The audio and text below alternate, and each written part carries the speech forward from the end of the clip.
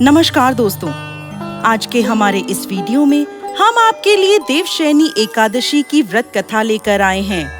एक समय महाराज युधिष्ठिर ने जिज्ञासा पूर्वक भगवान श्री कृष्ण से प्रश्न किया, हे केशव, आषाढ़ मास के शुक्ल पक्ष में आने वाली एकादशी का नाम क्या है और इस एकादशी का पालन करने की विधि क्या है?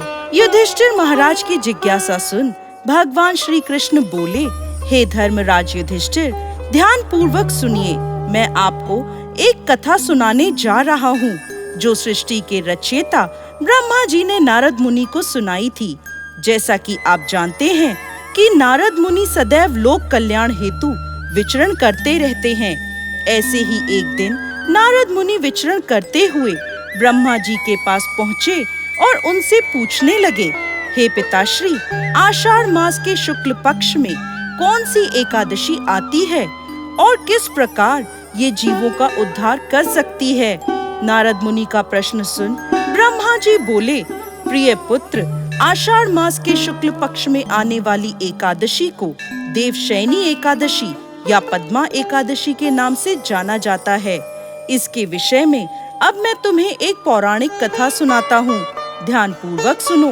सतयुग के समय में पृथ्वी पर सूर्य वंश के अत्यंत पराक्रमी और धर्मपरायण राजा मानधाता राज्य करते थे।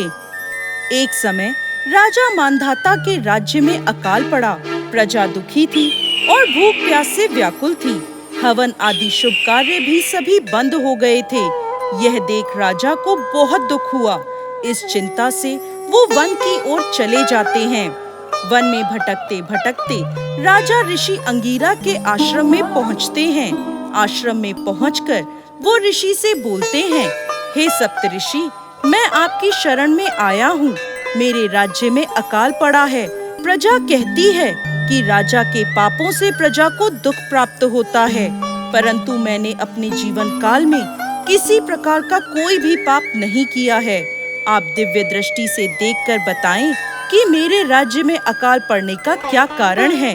तब अंगीरा ऋषि बोले, राजन, सतयुग में ब्राह्मणों का वेद पढ़ना और तपस्या करना धर्म माना गया है, परंतु आपके राज्य में इन दिनों एक शूद्र तपस्या कर रहा है। यदि आप उसे मार देते हैं तो आपके राज्य पर आया दोष और संकट दूर हो जाएगा और आपकी प्रजा सुखी हो जाएगी। तब राजा मानधाता बोले, ऋषिवर, मैं एक निरपराध तपस्वी शूद्र को नहीं मार सकता। आप इस कष्ट से छुटकारा पाने का कोई और सुगम उपाय बताएं। तब ऋषि अंगीरा बोले, सुगम उपाय कहता हूँ, ध्यान पूर्वक सुनिए राजन। आषाढ़ मास के शुक्ल पक्ष में भोग तथा मोक्ष देने वाली देवशयनी एकादशी आ रही है। आप इस एकादशी का विधि पूर्वक व्रत करें, जिसके प्रभाव से चतुर्मास तक आपके राज्य में वर्षा होगी। इस एकादशी का व्रत सिद्धियों को देने वाला तथा उपद्रवों को शांत करने वाला है। ऋषि अंगीरा की बात सुनकर राजा मानधाता उन्हें प्रणाम कर अपने राज्य की ओर लौट गए और अपनी प्रजा के साथ आषाढ़ मास के शुक्ल पक्ष में देवशयनी एकादशी का व्रत किया, जिसके फलस्वरूप उनके राज्य में चातुर्मास तक घनघोर वर्षा होती रही। साथ ही साथ राजा के और प्रजा के सभी कष्ट दूर हो गए। कथा का समापन करते हुए ब्रह्मा जी ने नारद मुनि से कहा, हे नारद, यह व्रत समस्त जीव आत्माओं को मुक्ति प्रदान करने वाला है। आगे भगवान श्री कृष्ण कहते हैं, हे राजन, यह एकादशी इतनी प्रभावशाली है कि जो भी व्यक्ति इसकी कथा का श्रवण या पठन करता है वह पाप मुक्त हो जाता है। भविष्य उत्तर पुराण के अनुसार इस एकादशी के दिन से भगवान श्री हरि विष्णु अन्य देवताओं के साथ 4 महीनों के लिए योग निद्रा में चले जाते हैं।